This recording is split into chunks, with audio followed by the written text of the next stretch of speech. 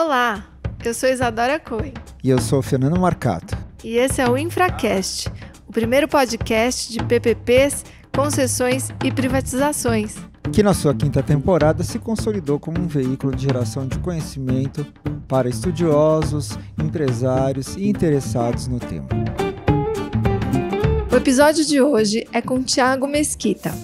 O Thiago é procurador do Estado de São Paulo e é o coordenador do Núcleo de Parcerias e Transportes, hoje vinculado à Secretaria de Parcerias do Estado de São Paulo, que é liderada pelo secretário Rafael Benini. O Thiago, ele já participou de diversos projetos de concessões e PPPs no Estado de São Paulo e foi decisivo para uma série desses projetos, em especial quando foi chefe da consultoria jurídica da Secretaria de Transportes Metropolitanos do Estado de São Paulo. Nesse episódio, a gente vai conversar sobre o projeto do Trem Intercidades, que é um projeto que está sendo super noticiado e que tem grande interesse da iniciativa privada. A gente vai falar também sobre reequilíbrios econômico-financeiros e uma medida que o Estado está adotando para fazer o reconhecimento cautelar de desequilíbrios. A gente vai falar sobre a linha 6 do metrô, que foi a primeira e eu acho que a única bem-sucedida venda assistida de um ativo que teria sua caducidade. E a gente vai falar também sobre as indenizações em casos de término antecipado dos contratos. Esse episódio está imperdível. Vem com a gente!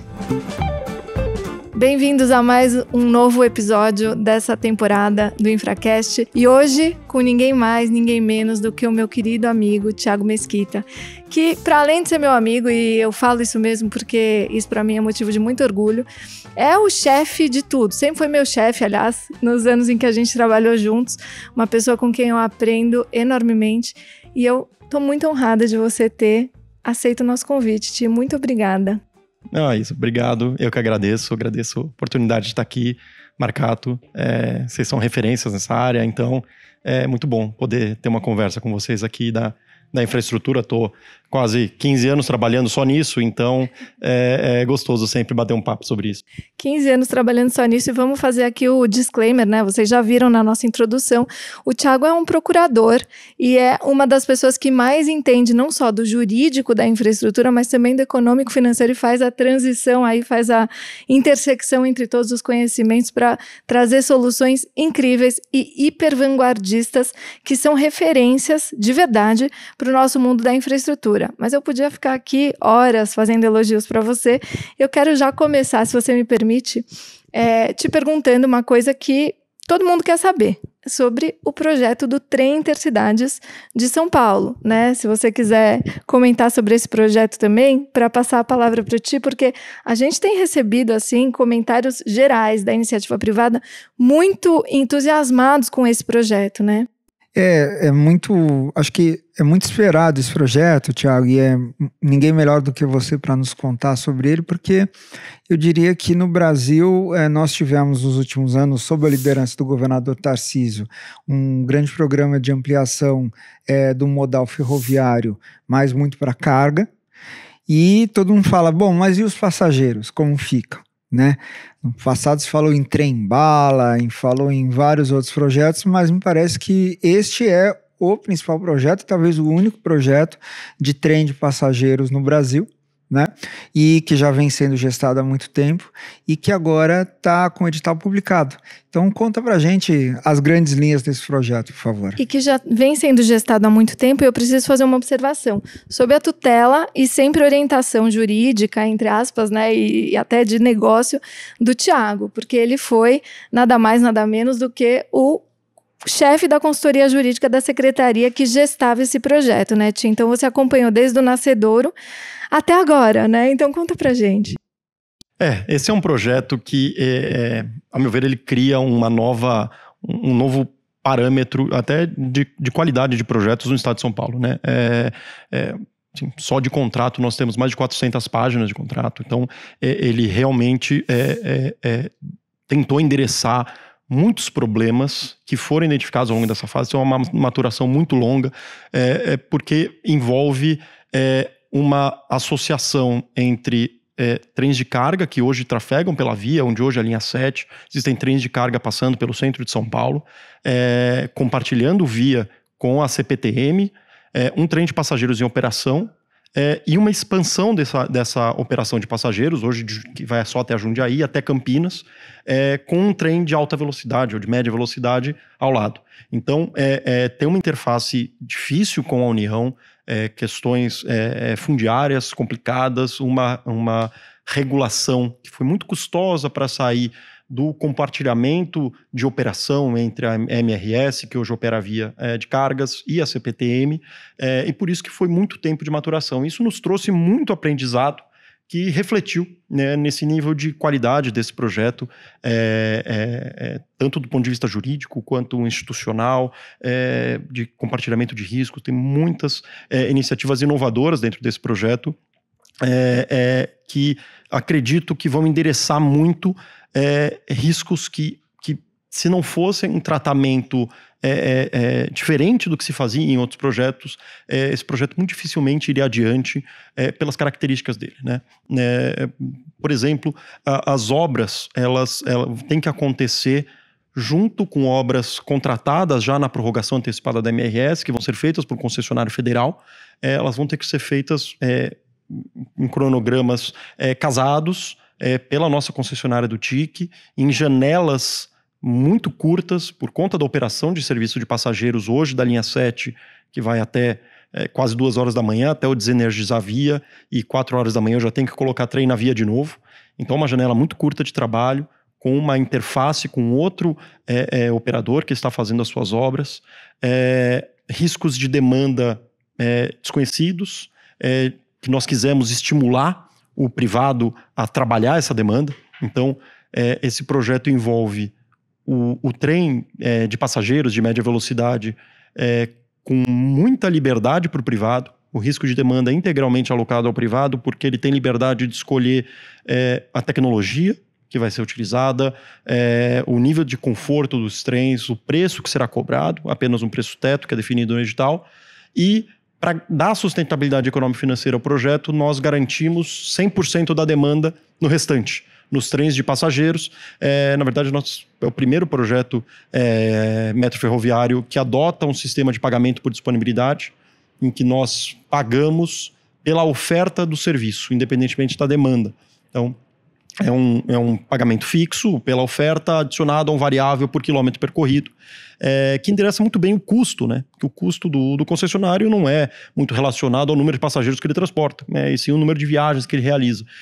Então, acredito que conseguiu trazer um equilíbrio entre dar uma liberdade, buscar uma inovação e um serviço diferenciado para os passageiros no trem de média velocidade, que vai ser um serviço com custo mais elevado, e para a política social, para a política pública de transporte de passageiros com tarifa controlada pelo Estado, nós fazemos uma garantia de receita por conta do mecanismo de pagamento por disponibilidade.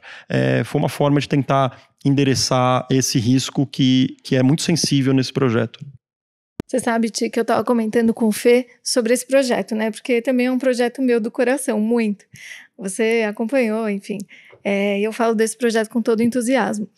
E aí o Fê falou, gente, que projeto complexo, né? Porque assim, você tem uma linha já existente, já operada por um ator estatal, né, que é a CPTM, a linha 7.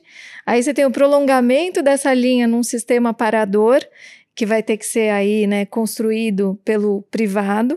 E você tem um novo serviço, que é esse trem que você está chamando de média velocidade, né? Eu chamaria de TIC, trem intercidades, ou enfim, o expresso, né? Talvez ele não seja tão expresso assim, mas em 1 hora você chega em Campinas, né? E toda a convivência desse novo projeto com um sistema metroferroviário que já existe, já é bastante consolidado no estado de São Paulo, né? Você tem as clearings, você tem operadores públicos, operadores privados, uma regulação que hoje é feita pela CMCP, que está, inclusive, sob a sua gestão atualmente, né? Enfim, junto com a Secretaria de Parcerias, o secretário Rafael Benini, né?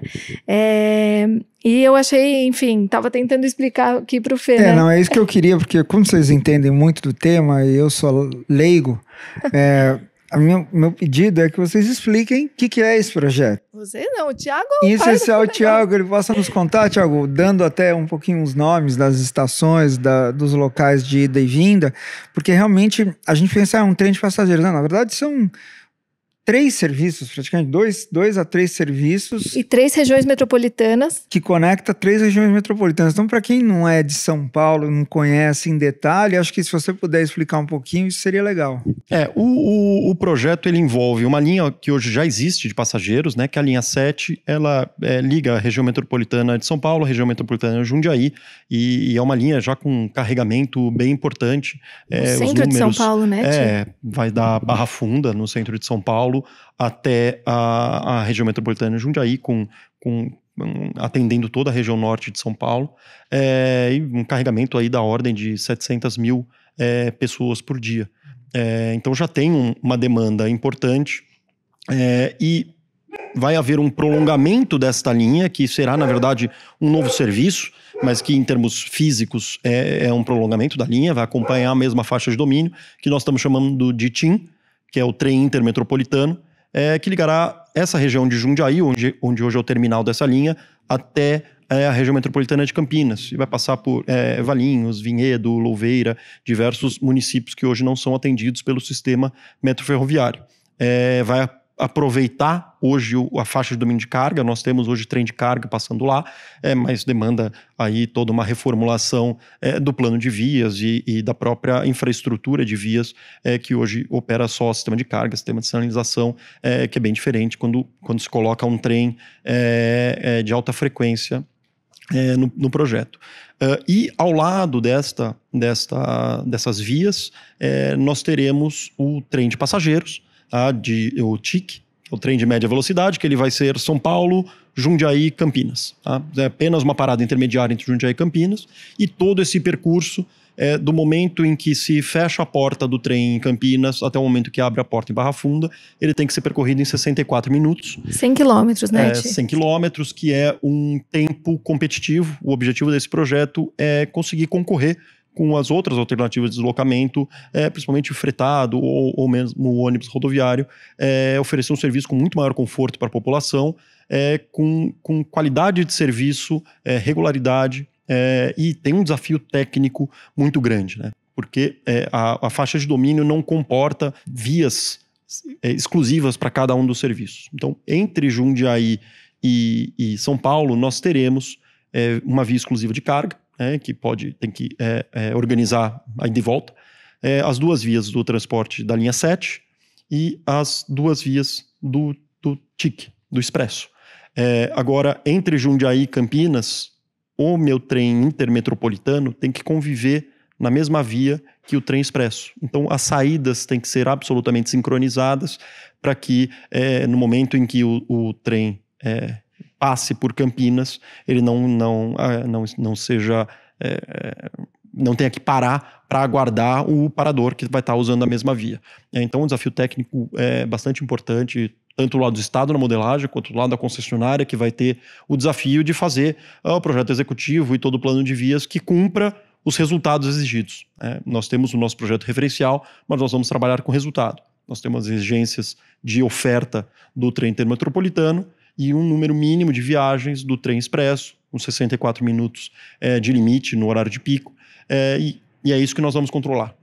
Como fazer isso é um desafio que nós estamos colocando para o privado. Nós temos um volume muito grande de documentos. Foi um projeto que tivemos o apoio do BID para fazer, que deu um apoio técnico muito importante. Então tem muito material no nosso data room que demonstra que é possível fazer. Tem todas as simulações de marcha, mas é um desafio técnico bem diferente de outros que nós já temos enfrentado aí no sistema metroferroviário, que é basicamente operar um sistema existente. Técnico e econômico-financeiro, né? Do ponto de vista da engenharia econômico-financeira, eu acho que vale a pena comentar que é um projeto, o trenzinho custa mais de 10 bi, não é? Como é que é, Ti? Se eu não me engano, o CAPEX desse projeto é da ordem de 14 bilhões. O Estado vai fazer um aporte relevante, de cerca de 50% do custo, e o restante é amortizado, uma parcela por uma contraprestação e uma parcela conceitualmente a partir da receita tarifária do Expresso. Então, privado ele tem que conseguir atrair demanda, tem que conseguir oferecer um serviço de qualidade para que ele tenha uma arrecadação tarifária, inclusive para amortizar os próprios investimentos. A nossa pagamento por disponibilidade, ele é calculado de modo a apenas neutralizar os custos da própria linha 7 e os custos do próprio TIM. Ele não é voltado a amortizar investimentos e nem a subsidiar de nenhuma maneira o serviço expresso. Existe toda uma regulação importante, complicada, porque o grande risco de um pagamento por disponibilidade é você bater lata. A partir do momento que o Estado paga pela oferta, eu posso oferecer um número excessivo de viagens fora de uma justificativa técnica, apenas para aumentar o meu número de quilometragem produzida. Então nós tivemos uma cautela muito grande em colocar diversos parâmetros que, associados, criam um limite bastante rígido de quais viagens são autorizadas. Anualmente apresentado um plano de oferta de lugares, não pode fazer nenhum tipo de viagem com uma ocupação abaixo do mínimo estabelecido no edital, salvo ser superado o intervalo máximo entre trens, ou seja, ele tem diversos parâmetros que ele não pode operar com um trem vazio, apenas para produzir uma quilometragem adicional e ter uma remuneração adicional.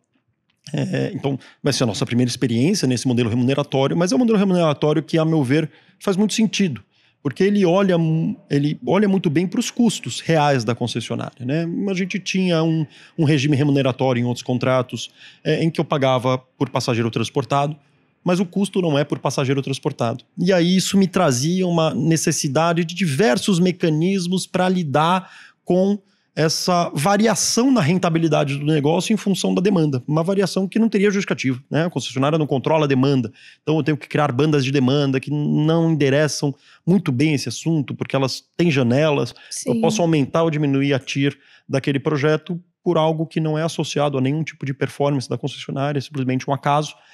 Então, o pagamento por disponibilidade tende a funcionar muito bem nesse setor.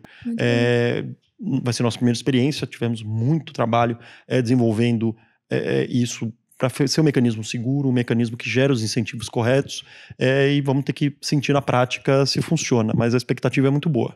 Posso fazer uma última pergunta sobre o TIC? Eu sei que ele está ansioso porque ele quer saber sobre a venda assistida da linha 6, que a gente já vai falar. Eu sei disso, eu sei que te conheço, mas eu preciso fazer uma pergunta e também aqui uma observação que o Thiago, em todas as reuniões das quais eu participei enquanto eu estava como secretária executiva, sempre era uma pessoa tendente a colocar o ovo de pé, sabe? Assim, e uma das grandes discussões que nós tivemos foi sobre a garantia, já que parte relevante da remuneração da concessionária proveniente de pagamentos do Estado, seja por aporte de recursos públicos, seja por contraprestação, seja por pagamento por disponibilidade, um elemento fundamental é discutir a garantia.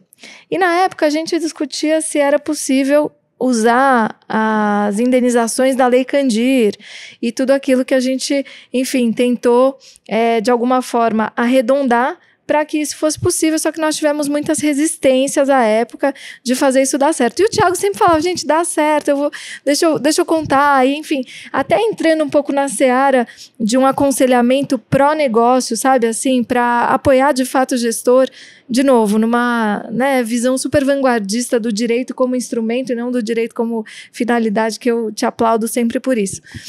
Conta como ficaram as garantias no fim, Ti. O projeto, tal como publicado, ele tem um regime de garantias que o próprio Estado não entende isso necessariamente como definitivo, né? Nós temos um horizonte longo até a licitação ocorrerá no fim de novembro, e existe uma expectativa até de ouvir o mercado, ver se esse sistema de garantias é aderente ao próprio vulto desse projeto, o volume de recursos públicos envolvidos, e sem nenhum tipo de restrição a se fazer uma revisão que nós estamos já inclusive estudando. Mas da forma como publicado, esse projeto ele prevê a destinação, um regime normal que o Estado já fez em outros projetos, para contas vinculadas ao projeto de recebíveis que o Estado tem em função da Lei Candir, que é um volume bastante relevante de recursos. 400 milhões por ano, é isso? Eu acho que é dessa ordem. Mas ele é um recurso valioso para o Estado. porque ele é um recurso limpo. Ele é um recurso sem nenhum tipo de vinculação legal. Então, para a Secretaria da Fazenda, é uma garantia pesada. É uma garantia que esse recurso poderia ser utilizado em outras áreas do governo. Então, não gera assim, um grande conforto de ser uma garantia extremamente eficiente. E um outro que acabou surgindo quase muito perto da data da publicação e que eu acho que esse sim vai prevalecer, porque é um recurso que o Estado tem e não usa necessariamente naquele momento. É uma garantia para as contraprestações, especialmente, mas também serve para aporte, mas ele é um fluxo.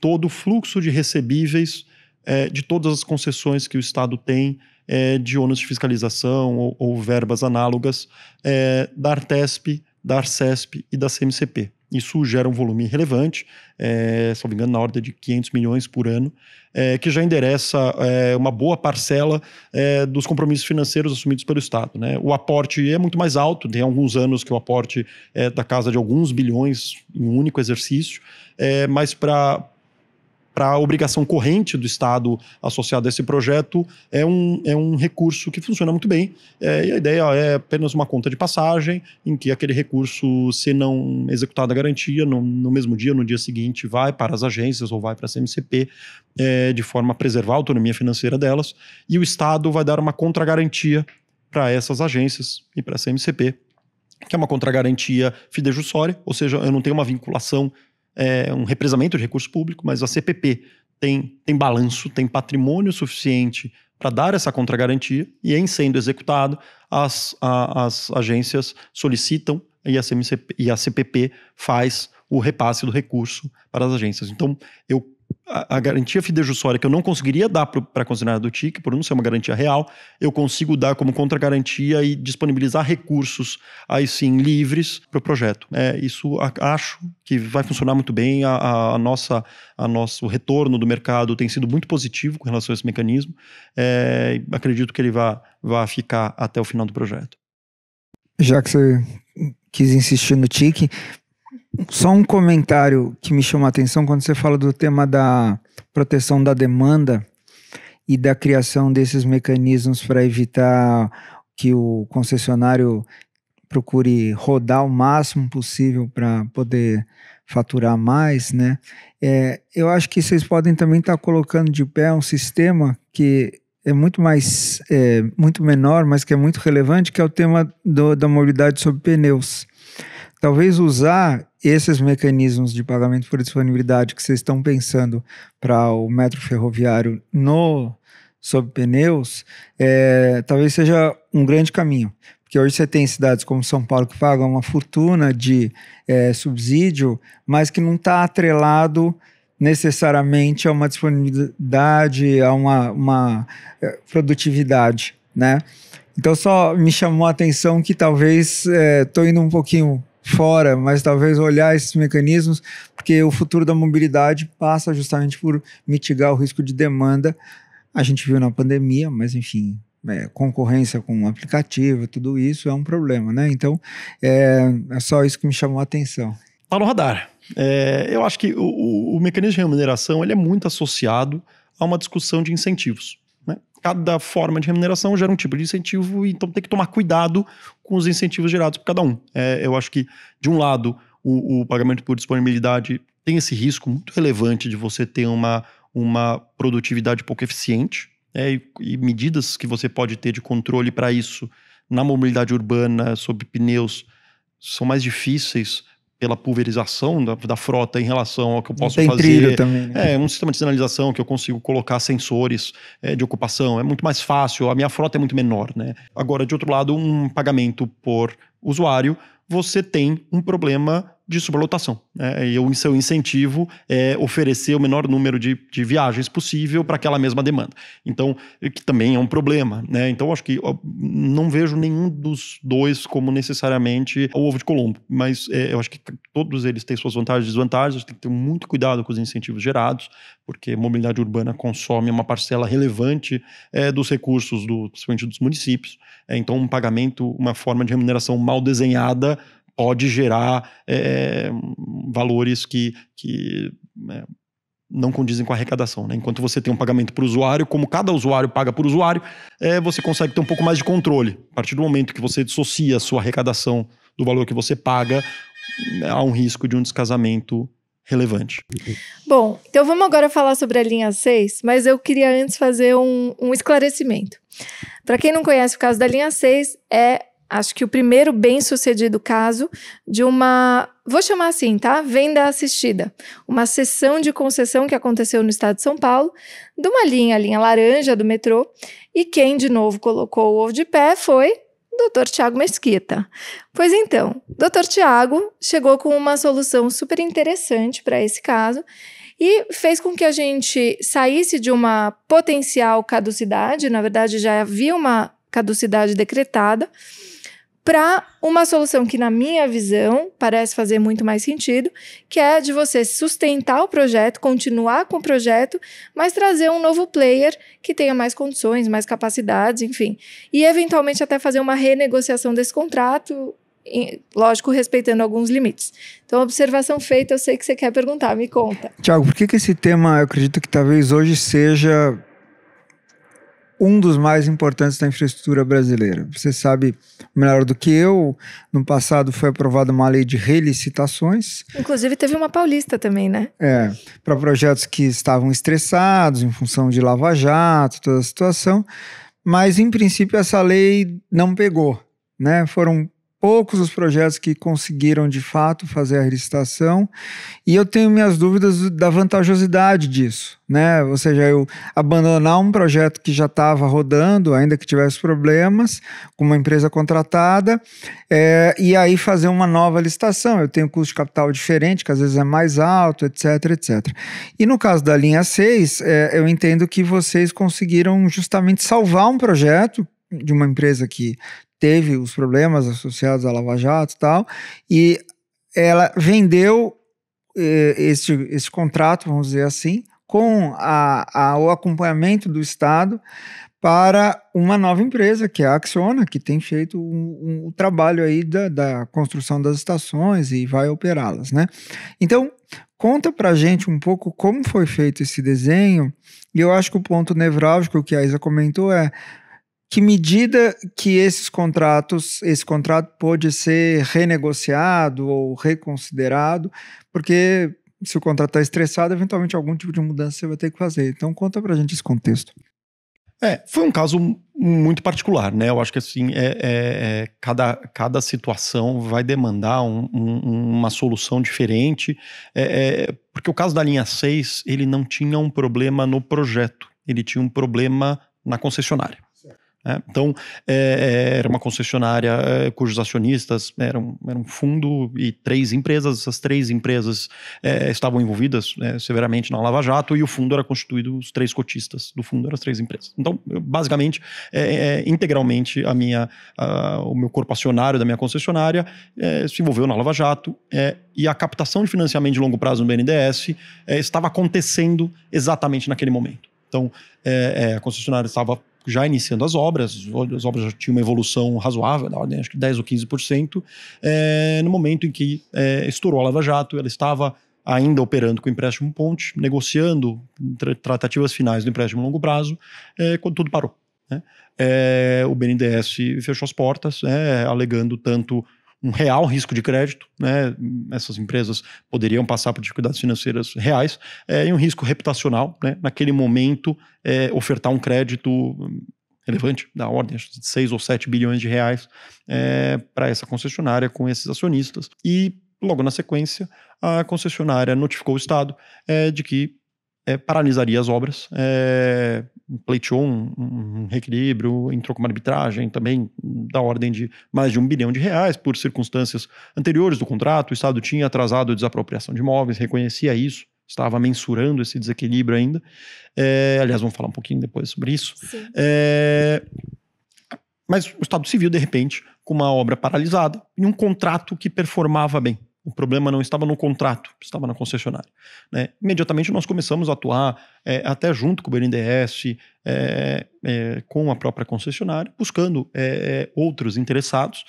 Existia um desconforto muito grande com relação a uma sucessão de responsabilização por conta da lei anticorrupção ou responsabilidade de outrora. Então, algum adquirente de ações assumir esse passivo.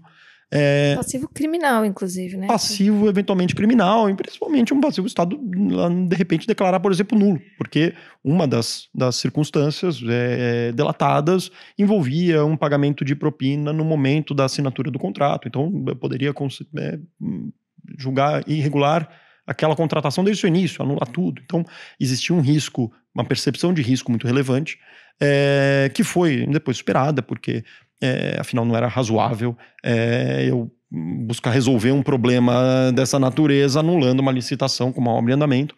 Existia uma percepção de uma dificuldade técnica muito grande de fazer a sucessão dessa obra pelo Estado. A obra ela parou em um momento em que estava com uma escavação iniciada, ainda não concluída. Existia poços escavados sem a conclusão de toda a estrutura de contenção definitiva, muitos contratos de monitoramento de geológicos, enfim, de qualquer tipo de movimentação de terreno. O Shield, ele era um ativo do EPCista, não era da concessionária, então a própria reversibilidade disso não era simples. A fábrica de aduelas, que são aquelas estruturas de concreto que vão formar o túnel, estava num terreno alugado, então muitas dificuldades. Fala assim, bom, como que eu encerro esse contrato, pego todo esse ativo para mim e passo para um próximo, né? E o que eu faço durante esse período? Bombeamento de poços, enfim, tinha muitas dificuldades técnicas. E o contrato formalmente em andamento, e o tempo daquele contrato correndo, enquanto nós buscávamos uma solução de mercado estava muito difícil. E em um dado momento nós sinalizamos que, em havendo uma substituição dos acionistas, o Estado estaria disponível para avaliar o que precisaria ser mexido no contrato para que esse contrato permanecesse atrativo, tal qual ele era no momento em que encerrado. Nesse momento apareceram aí de fato 2 ou 3 interessados, e iniciou aí uma conversa que prosseguiu principalmente com a Acciona, mas não foi a única, né? Sentamos à mesa com vários interessados, todos as mesmas condições. Uma preocupação muito grande do Estado era justamente não servir como um elemento de favorecimento para um ou para outro. Então tinha sempre uma preocupação de qualquer tipo de sinalização, qualquer tipo de informação ser dada uniformemente para qualquer interessado. E a Acciona viu na transferência da concessão e não na compra do controle acionário uma blindagem maior dessa sucessão, que era uma preocupação. E o que o Estado colocou como possível de ser feito seria basicamente ignorar esse período de paralisação. Tá? Então, como aquele meu contrato ele estava viável no momento que ele paralisou, eu neutralizei esse período, eu dei de novo para a concessionária o prazo percorrido desde o momento que a obra paralisou até o momento que ela foi retomada, de forma a retornar àquela situação original, econômica e financeira original do contrato. Óbvio, você vai ter um descasamento no tempo, mas em termos de prazo da concessão, ficou exatamente o mesmo, como se aquele tempo nunca tivesse existido. Essa foi a grande mudança feita. Nós tivemos algumas outras modernizações no contrato, né? Dificuldades que nós já tínhamos tido, como foi uma relação mais conflituosa com a concessionária anterior. Nós tivemos algumas experiências de processos oratórios que foram bastante litigiosos. Nós aproveitamos para corrigir essa cláusula, esclarecer alguns pontos, resolver o desequilíbrio passado. Então, aquele desequilíbrio que o Estado reconhecia foi dado, e, adicionalmente, o prazo de paralisação das obras. Isso foi suficiente para tornar aquele contrato tão atrativo como ele sempre foi. Quanto tempo foi entre a paralisação e a retomada? 4 anos, se eu não me engano. Quer dizer, 4 anos você possivelmente deve ir, por exemplo, algum tipo de deterioração das obras nesse período? Isso ficou a cargo da concessionária. O Estado não assumiu nenhuma obrigação, nenhuma responsabilidade técnica, quer que seja. Então, a concessionária anterior cuidou muito bem das obras e dos equipamentos durante esse período, porque ela tinha interesse em vender aquele ativo. Claro. Então, nós não tivemos relato de problemas relacionados a isso. E a nossa preocupação era, primeiro, não abrir mão de nenhum tipo de punição ao anterior. Todas as multas aplicadas, isso era uma condição absoluta, deveriam ser quitadas no ato da transferência, foram quitadas pela concessionária anterior. Não sei qual foi a composição financeira que fizeram entre elas, mas fato é que aquela multa foi integralmente adimplida para o Estado. Mas com uma cura, né, Ti? Não teve um agravamento da multa, quero dizer, ela ficou estancada naquele momento em que ela foi definida. Ou não, a multa no valor devido no momento da transferência da concessão. Então, esses 4 anos, correu 1 hora, enfim, e essa multa foi integralmente paga. Existia, eu acho que a grande preocupação em se fazer uma renegociação como essa é você gerar algum tipo de risco moral. Ou seja, eu posso inadimplir um contrato, eu posso estressar aquilo até o limite, porque no limite o Estado vai me recompor, porque ele não vai querer passar pelos problemas de encerrar uma concessão e ter que listar novamente, então ele sempre vai renegociar. Acho que esse é o grande risco. Tá? Nós tentamos endereçar isso primeiro com uma premissa de que nós não renegociaríamos com a concessionária anterior, porque ela já estava em novas condições, passados 4 anos, ela a princípio conseguiria o financiamento. Eu não posso dar esse benefício para quem de fato gerou aquela situação de caducidade, esse risco moral eu não posso aceitar. Então, isso era uma premissa absoluta do Estado. E também não afastar o passado. Então, todas as irregularidades ocorridas não terá nenhum tipo de isenção de multas, isenção de qualquer tipo de consequência. Tudo que já tinha sido apurado de infrações foi aplicado, foi quitado com uma condição para transferência, de forma a realmente limpar aquele passado, houve uma quitação integral entre as partes, iniciar a nova concessão desonerada de qualquer passivo, mas nas condições originais do contrato. Então foi uma renegociação que foi bastante confortável, porque na verdade nós não demos nada mais do que o contrato já tinha. Né? Nós simplesmente neutralizamos um período em que aquela obra ficou parada, aquele contrato não teve nenhuma performance financeira para qualquer lado, e voltou àquele estágio original, como se aqueles 4 anos nunca tivessem existido, que foram anos só de custo. Então, de manutenção de canteiros, de paralisação de obras, custo para concessionário, para o Estado não teve custo algum, não teve nenhum pagamento durante esse período, nenhum evento de aporte, e a partir do momento da transferência retomou-se, demos o prazo adicional e retomou pelo evento subsequente previsto no contrato, tal qual o original, seguiu a vida. Então foi algo muito tranquilo, para o nosso lado, assim, bastante confortável, existiu muita manifestação técnica demonstrando a vantajosidade disso, na ordem, se eu não me engano, de 2 bilhões de reais que o Estado ganhava em comparação às alternativas de uma nova licitação, os custos associados a isso. E vamos entregar uma infraestrutura para a população mais cedo, com uma qualidade indiscutível, será uma belíssima linha de metrô, vai conectar, a expectativa de quase 1 milhão de passageiros dia, então vai atender uma população que hoje não é atendida. Então foi uma solução que realmente foi capaz de salvar o contrato. Eu não sei se ela é replicável em contratos que estejam em si em dificuldades financeiras. O contrato não foi capaz de performar o que estava previsto, de gerar a receita prevista. Nós não pensamos nisso. O nosso problema era outro. Nosso problema era propriamente com os acionistas. Perfeito. Eu tenho uma pergunta, em teoria. Se eventualmente, na sua visão, daria para você repactuar um pouco mais profundamente um contrato como esse. Minha pergunta decorre da seguinte situação. Se você tem um novo player, talvez ele ataque o problema de uma forma diferente daquilo que foi previsto originalmente pelo player que saiu do ativo em função de ter gerado uma situação de pré-caducidade ou até de caducidade, nesse caso, real. Em teoria, assim, né? Eu acho que uma repactuação em um contrato em situação de caducidade, a minha cautela seria sempre com risco moral. Basicamente, eu não vejo grandes dificuldades de fazer renegociações motivadas pelo interesse público, mas sempre tem que ter um olhar muito cuidadoso para o risco moral.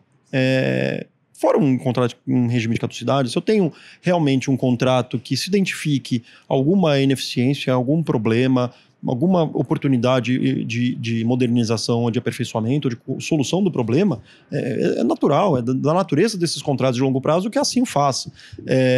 Nós estamos agora, faz parte da CAC-PPP, que é a Comissão de Acompanhamento dos Contratos de PPP do Estado de São Paulo. E agora, a última reunião, nós trabalhamos a respeito do contrato de PPP dos hospitais, que ele tem um regime remuneratório completamente lógico, né? Ele tem 116 indicadores de desempenho, se eu não me engano, uma dificuldade muito grande de acompanhamento disso, uma remuneração em que o Estado mudou o regime do hospital. O hospital antes era porta aberta, passou a ser porta fechada, da rede referenciada. Então a concessionária hoje não tem mais controle sobre a demanda, antes ela tinha. E eu tenho uma remuneração que varia de acordo com o que chama de fator de produção. É algo que não faz mais sentido pela própria situação do hospital hoje. E nós, inclusive, recomendamos na CAC-PPP que tudo isso seja revisado e que seja apresentado algo que faça mais sentido diante da situação concreta que está sendo vivenciada. Faz sentido porque aquilo um dia foi previsto daquela forma, continuar vivendo com aquilo, convivendo ambas as partes, entendendo que aquilo é irracional, convivendo com aquilo ao longo de todo o prazo daquela concessão. Então, eu praticamente não tenho nenhuma dificuldade disso. Acho que o Estado está evoluindo muito nisso.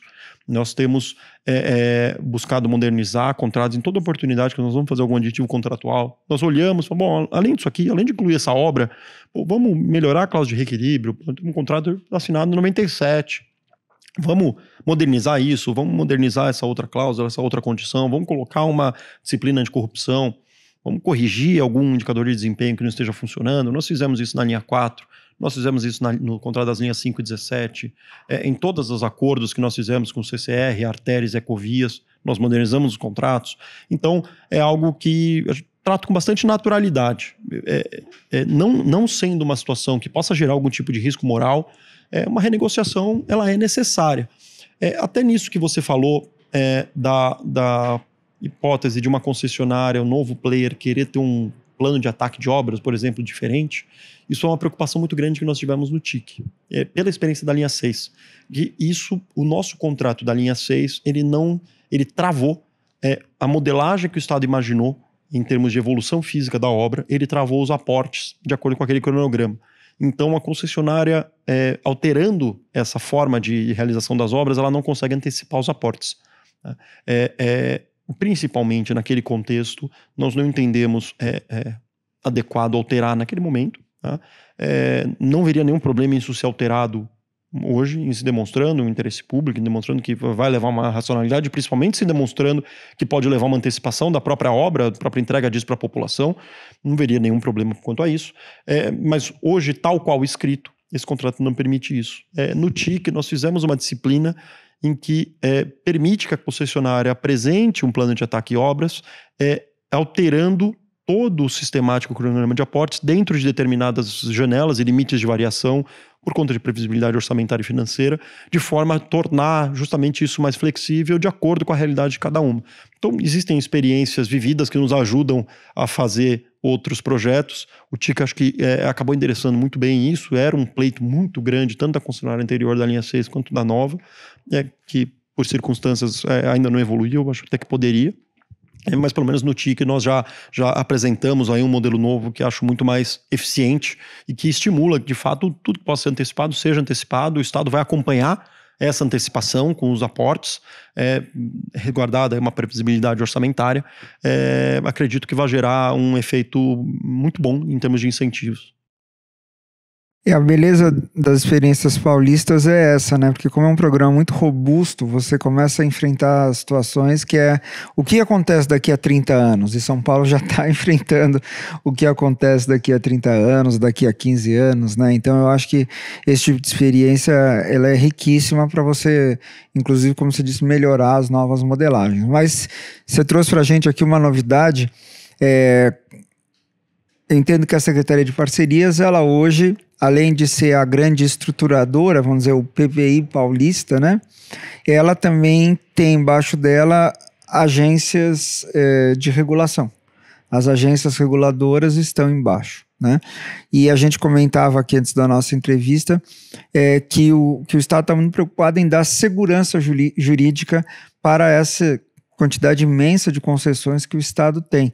E aí você ficou de nos dar um furo aqui de notícia que a gente quer conhecer para poder divulgar rapidamente aí para todos.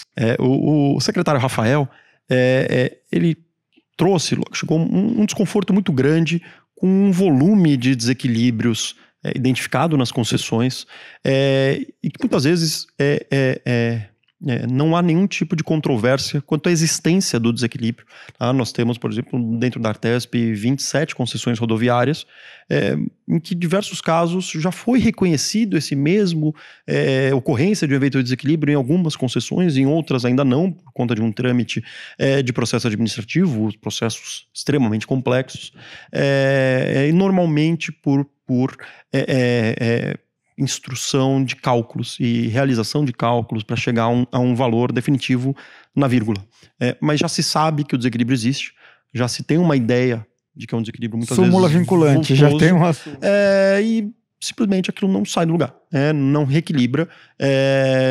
Há um interesse do Estado em reequilibrar, mas depende da conclusão de processo, e esses processos muitas vezes demoram anos, muitos anos, e aquilo gera um problema para o nosso programa de concessões, porque afinal as concessionárias financiam essa situação de desequilíbrio, gera um problema para o Estado, porque esses desequilíbrios vão se avolumando e chegando a valores vultosos, principalmente em contratos antigos que ainda têm desequilíbrios rodando pela tira original do contrato.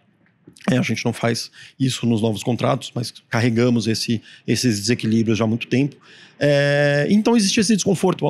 Eu não posso fazer nada com isso. Eu muitas vezes tenho ferramentas, poderia reequilibrar, mas eu tenho que aguardar esse processo administrativo. E em conversa, o secretário falou, olha, a gente já fez isso em alguns casos, na própria PPP da Tamoios, nós orientamos que isso fosse feito, acabou não indo adiante, mas na PPP dos hospitais, de se aplicar reequilíbrios cautelares, previamente à conclusão do processo administrativo, que o Estado, identificado que há de fato um evento de desequilíbrio, isso seria uma premissa, que o evento em si existiu, de risco do Estado, ou seja, há um desequilíbrio que deva ser endereçado, deve ser reequilibrado, enquanto pendente uma mensuração, poderia adotar cautelarmente algumas medidas de mitigação daquele impacto, tanto para a concessionária quanto para o Estado. Esse desequilíbrio perdurando no tempo é ruim para as duas partes.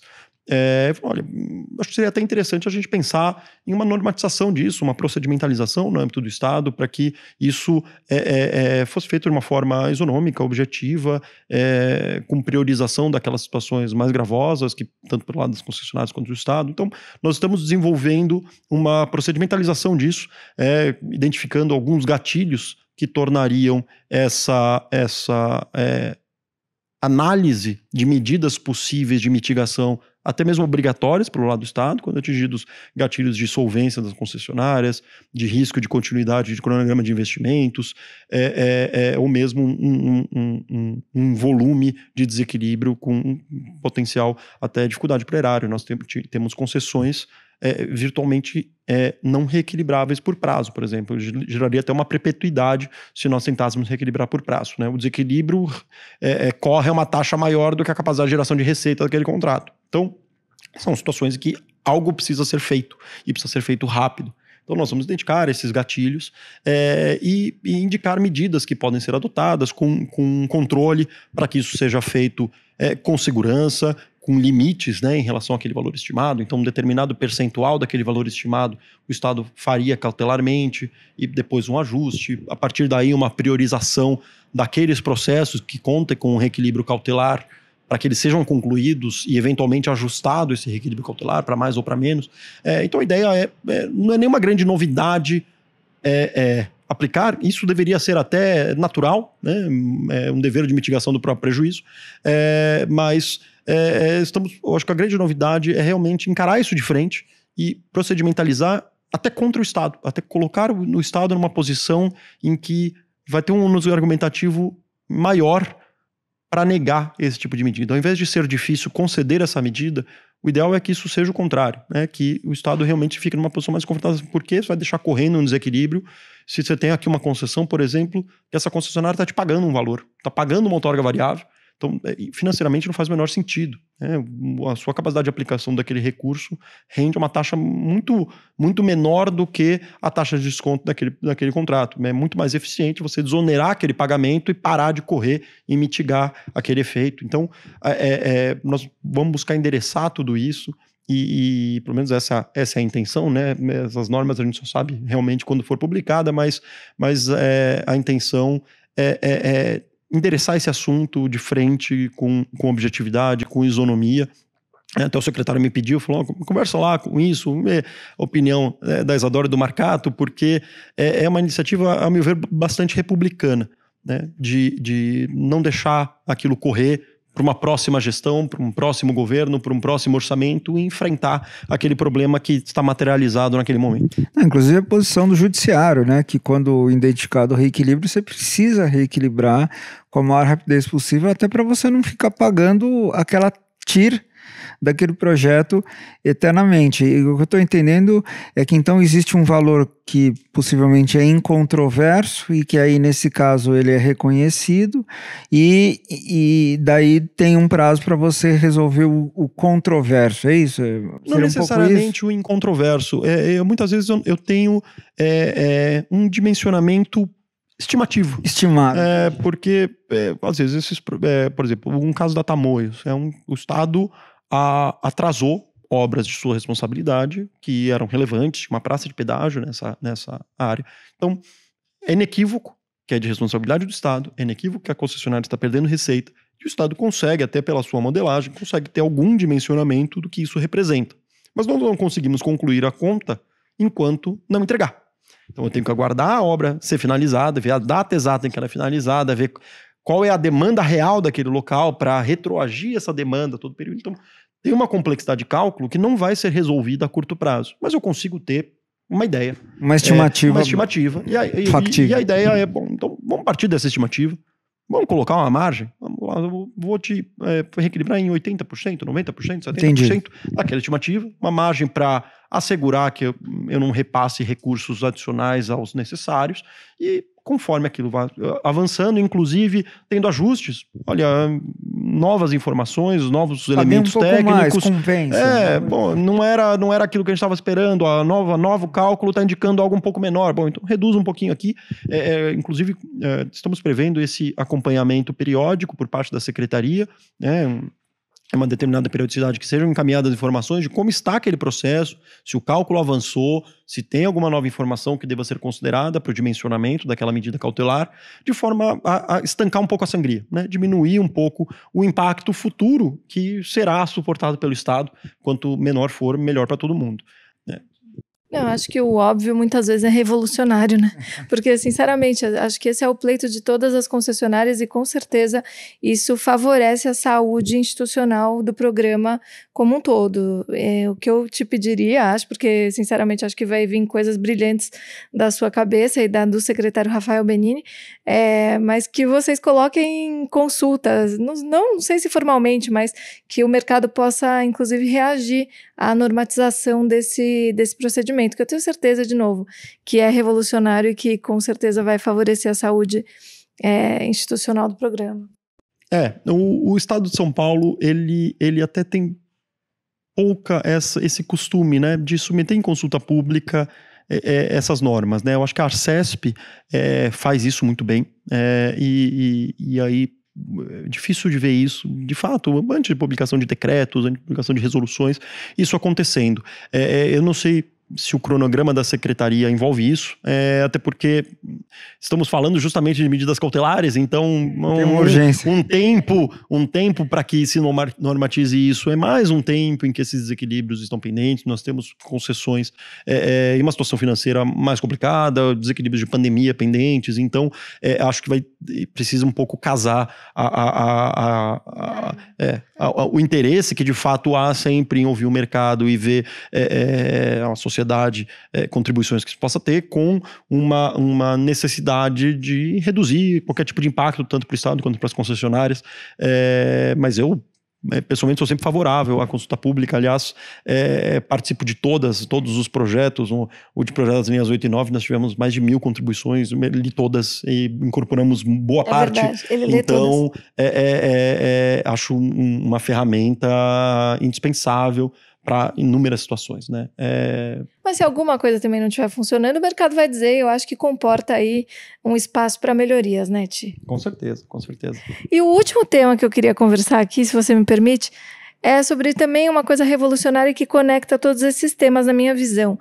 E mais um instituto que você trouxe aí como uma melhoria, que são as indenizações em casos de términos antecipados dos contratos. Então, a gente falou sobre um novo projeto que está aí, né, publicado e o mercado com grande interesse, um projeto que teve uma solução revolucionária e que passou por um potencial término antecipado e que, no fim das contas, enfim, se transformou numa outra coisa, numa continuidade, e agora também esse tema dos desequilíbrios ou reconhecimentos de desequilíbrios, né, cautelares também passa por isso. E queria que você contasse um pouquinho sobre o que você está propondo para essas indenizações, que é também uma nova visão com relação ao que se praticava no passado, não é, Ti? Desde 2019, quando eu assumi essa função lá na Procuradoria, o atual núcleo de parcerias e transportes, né, a época ainda não era institucionalizado como esse núcleo, nós buscamos, conforme tinha algum tipo de tempo que não é muito comum no Estado, olhar um pouco mais conceitualmente para os nossos contratos, para as nossas disciplinas e algumas coisas, principalmente aquelas que são comuns a todos os contratos. 2 temas que nós conseguimos endereçar recentemente, nesses últimos anos, foi o término antecipado de contratos, que eu vou tratar, e a disciplina de solução de controvérsias. Isso foi também um projeto lá da PGE e nós já incorporamos no TIC uma nova disciplina com um grande detalhamento. Nós pegamos modelos de mais de 40 países, assim, Coreia do Sul, toda a América Latina, Austrália, toda a Europa, para ver como que o mundo tratava esse assunto e criamos uma disciplina desde as negociações, tratativas preliminares, o uso de informações apresentadas nesses ambientes para litígios futuros, um dispute board bastante robusto e arbitragens. Isso foi um produto produzido ainda, se eu não me engano, em 2022 e já foi incorporado ao projeto do TIC integralmente, a redação proposta pela PGE. E o outro trabalho durou bastante tempo também, 2 ou 3 anos trabalhando nisso, um estudo que eu coordenei com diversos colegas da Procuradoria, buscando estudar também como o mundo trata a questão da indenização por extinção antecipada. Existe um desconforto pessoal meu com a disciplina do Estado de São Paulo, que foi revolucionária no momento que nasceu, porque ela foi a primeira no Brasil a realmente entrar na metodologia, né? Os contratos eles se restringiam a simplesmente repetir a lei, que cobrirá a parcela de investimentos em bens reversíveis, ainda não amortizados ou depreciados, e nada indicava de como isso seria calculado. Então, esses primeiros contratos endereçavam isso, mas a meu ver eles tinham alguns problemas que eles geravam uma distorção relevante, principalmente no cálculo de lucros cessantes. O lucro cessantes, sem querer entrar muito no tema técnico aqui, mas eles eram calculados com base de cálculo todo o capital aportado na concessão, porque era representada, a base de cálculo dos lucros cessantes era o total de investimentos realizados, que tinham capital próprio e capital de terceiros. Capital de terceiros não é muito propriamente resolvido com lucros cessantes. A lógica financeira é outra, né? Normalmente eu tenho juros incorridos, uma multa por encerramento antecipado, mas eu não projeto aquele lucro esperado para o futuro, né? Porque o banco vai receber de volta aquele capital e vai emprestar para outra pessoa. Então ele não tem esse olhar, muita preocupação com o olhar para o futuro. Então eu tinha uma base de cálculo muito ampla, com uma incidência de uma remuneração muito baixa, porque o Estado remunerava a NTNB, quando o capital próprio tem um custo muito mais elevado. E ainda eu incidia essa NTNB, essa remuneração, por todo o período futuro da concessão. Então eu remunerava o período futuro e não o período passado. E a lógica de cessação de qualquer tipo de dano é que eu remunere o capital pelo período em que ele ficou imobilizado. Claro. Né? Período futuro, ele estará livre, poderá ser aportado em outro projeto. Né? Então, existia esse desconforto. Não é possível que esse seja a maneira mais adequada de se fazer essa indenização. E nós vamos sentar para fazer.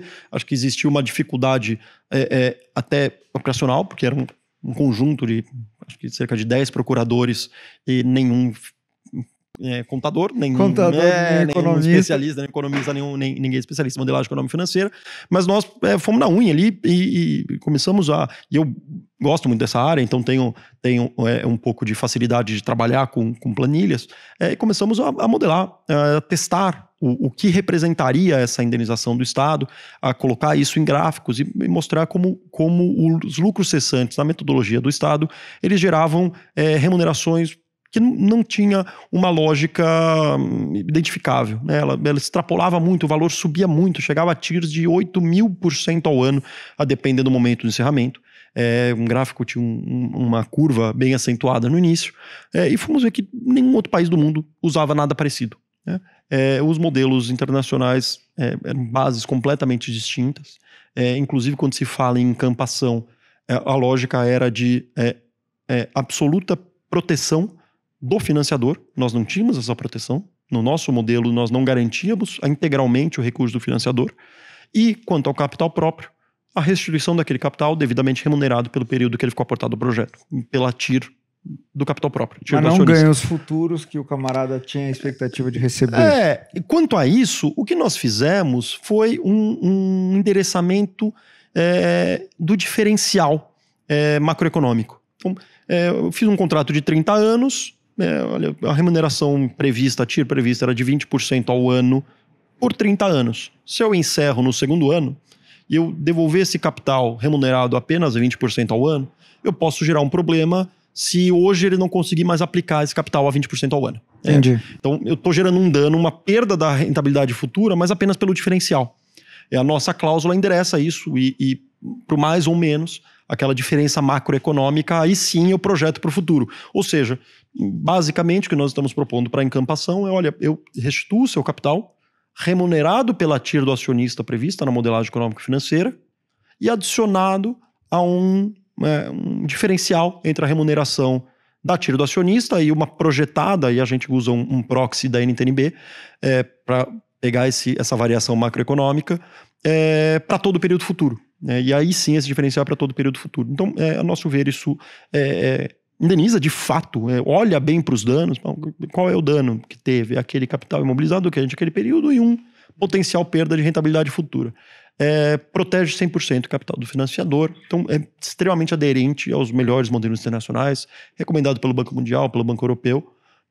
E quanto à caducidade, também bebemos um pouco na fonte do que nós encontramos no mundo. Inclusive, um julgado recente do TCU crítico ao modelo da NTT, que não prevê principalmente a redução ao valor recuperável, e incorporamos uma parcela do que nós tínhamos antes de cálculo a partir dos ativos da concessionária, mas com a obrigação de se realizar esse teste de valor recuperável de forma a não gerar um incentivo a que a caducidade seja melhor do que a continuidade do projeto. Claro. E aí, nisso, você gera incentivos muito importantes, tanto para a concessionária quanto para financiadores.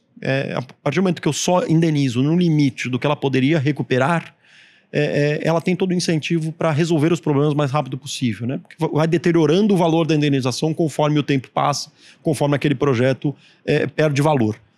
Então, nós colocamos isso no TIC, é uma cláusula completamente nova.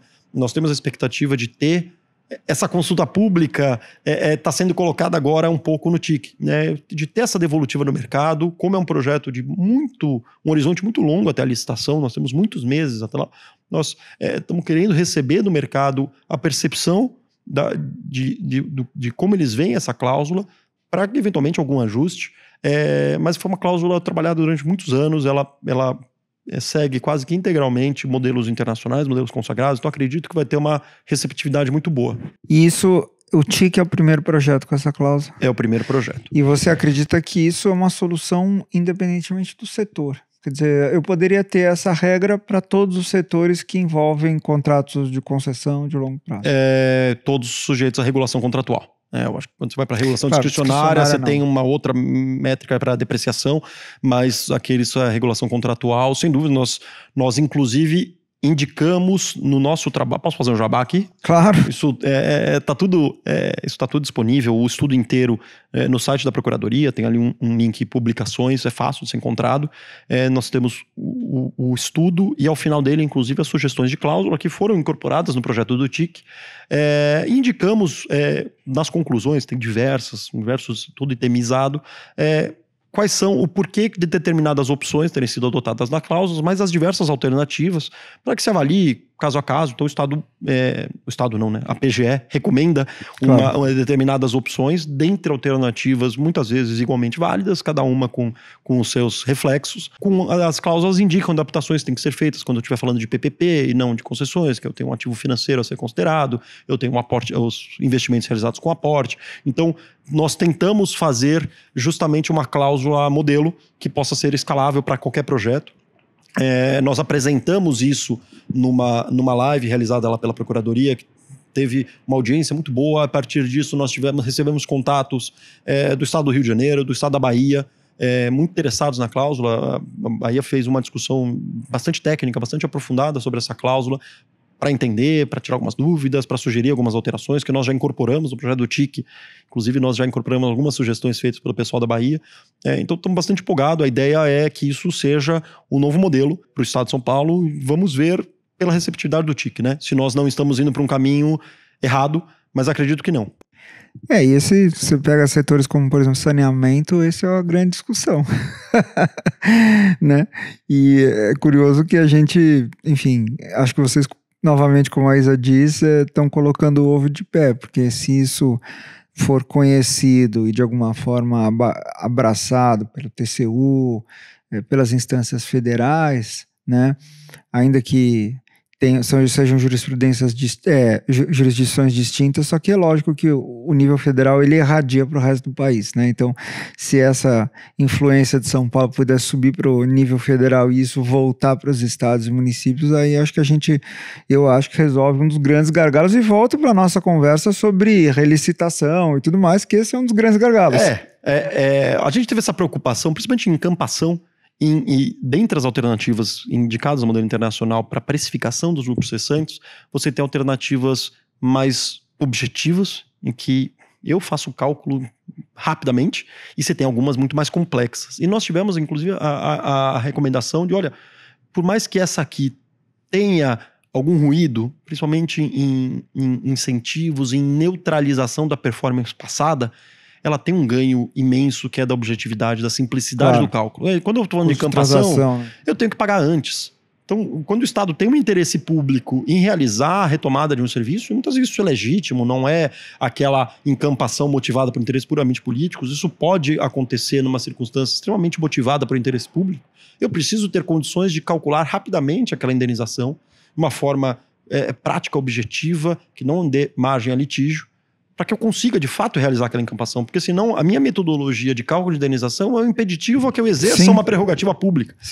Então, na encampação, o modelo que nós adotamos é um modelo extremamente simples, que não dá margem a nenhum tipo de discussão com a concessionária, porque ele basicamente envolve uma análise de balanço, né? Qual é o nível de dívida, eu vou custear integralmente a dívida, qual é o volume de capital próprio ainda pendente na concessão, recursos a receber, recursos em caixa, eu vou debitar daquilo, e aquele saldo, de fato, de recursos de capital próprio afundados, eu vou devolver, remunerado pela TIR do projeto. TIR do acionista é o geralmente. Então, não tem grande dificuldade de cálculo, não tem grande mistério, não tem espaço muito para discussões que não seja uma dificuldade de grana contábil, algum valor a receber de seguros, possa discutir, mas o grosso, aquele que eu vou precisar realmente aportar para fazer a encampação, é resolvido de uma forma muito objetiva.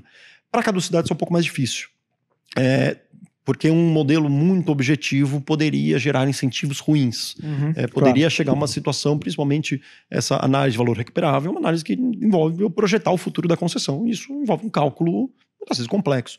Eu acho que para o ideal é que isso seja incorporado um pouco na rotina da regulação, de sempre ter uma atualização de, do mesmo jeito que regulação discricionária, eu tenho aquela base de ativos, que simplifica muito saber qual é o valor da indenização futura a qualquer momento que eu encerrar a concessão, aquela base de ativos ainda não amortizada, eu poderia trazer isso um pouco para a regulação contratual e ter esse exercício de aplicação dessa cláusula, mas envolve aí também uma disponibilidade de recursos humanos nas agências que muitas vezes é difícil de conseguir. Tiago, estamos chegando ao final. Queria te agradecer, realmente é uma aula, acho que você está na vanguarda dessas inovações contratuais, desses novos projetos, que São Paulo sempre saiu na frente com relação a isso, e o Infracast ele serve para isso, para dar luz a projetos e pessoas como você, que são realmente aquelas pessoas que, nas palavras da Isa, estão colocando o ovo de pé.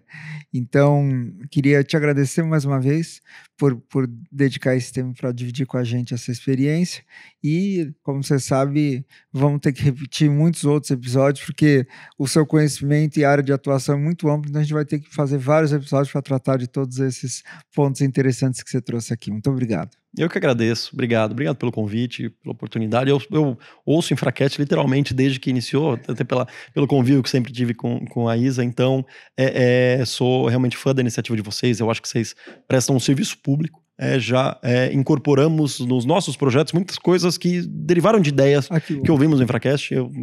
Meu Spotify aqui tem absolutamente todos reproduzidos, então é uma grande honra para mim estar aqui e poder compartilhar a iniciativa, que não é uma experiência só pessoal, mas é uma equipe grande, né? Tanto da PGE quanto do próprio Estado de São Paulo. Eu estou aqui como porta-voz de um trabalho de muita gente que está colocando esses ovos em pé aos pouquinhos, cada desafio tentando enfrentar um a um. Muito bom, valeu.